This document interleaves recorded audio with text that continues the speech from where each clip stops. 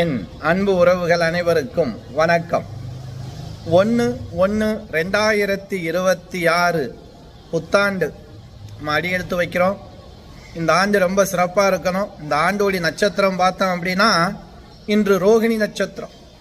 சந்திர பகவான் உச்ச நிலையில் இருக்கும்போது இந்த வருஷம் பிறக்கிறது. ஏன்னா சந்திரன் தானே மனோகாரகன்.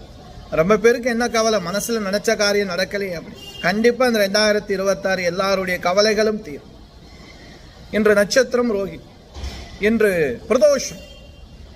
அப்பன் சிவபெருமான் இந்த வருடத்திலே ஆதிக்கம் செலுத்துகிறார். இந்த வருடத்தினுடைய கூட்டு எண் பார்த்தீங்கன்னா 1 சூரியன். அதிகாரம் செலுத்தக்கூடிய எண். அரசு வேலை ரொம்ப பேருக்கு கிடைக்கும், அதிகாரம் செலுத்துவீங்க. ரொம்ப கட்டுப்பாடுகள்னா அதிகமாக இருக்கும்.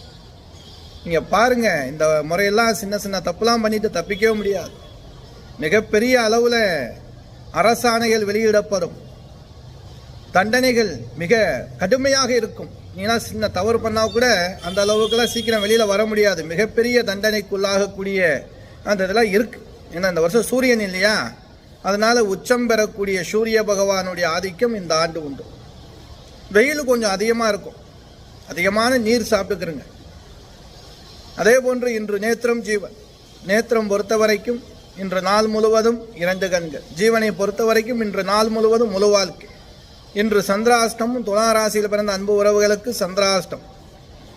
அற்புதமான இந்த வருடத்தின் முதல் வழிபாடாக விநாயகர் குலதெய்வம் வழிபாடு செய்யுங்க. ரொம்ப விசேஷம்.